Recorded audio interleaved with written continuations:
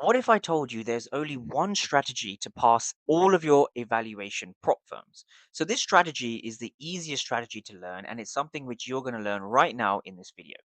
So the most important thing is to trade off a 15-minute fair value gap. This is the key level, and this is the supply or demand zone you are going to be taking trades from. Then you have to wait for the price to come into the 1 minute on the 15-minute fair value gap. So you're waiting for a 1 minute entry inside of the 15-minute fair value gap. And you are then confirming everything with the order flow. And the order flow is really simple. It is the bid and it is the ask. So we have sellers on this side and we have buyers on this side. And we're simply reading volume and delta. So let's go to the charts now and see how we can apply this.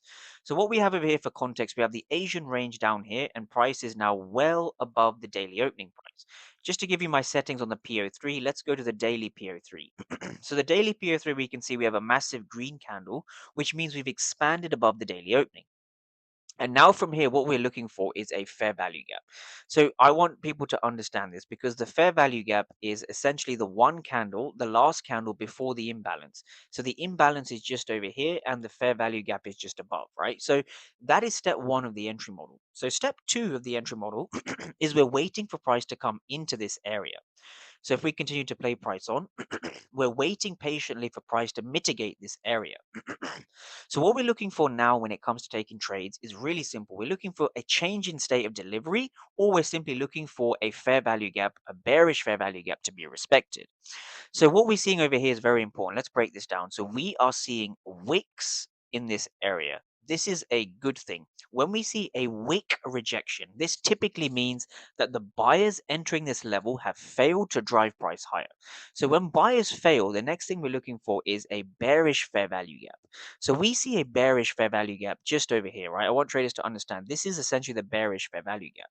So what we're looking for now is we're looking for price to enter this fair value gap, but we don't want price to break through it, right? So this is our first indication over here. So price, as you can see, respects it with a wick. Sorry for that. Price over here respects the level with a wick, right? Because we respect it with a wick, what that means is that the buyers again are failing, and so this M1 fair value gap is strong, right? So to go over this, we have a 15-minute fair value gap. We are above the daily opening, and a 1 minute fair value gap has held, which has confirmed the change in state of delivery. Your strategy doesn't have to be more complicated than this, right? So you can take an entry off this fair value gap, and you can perfectly keep your stop loss above this area.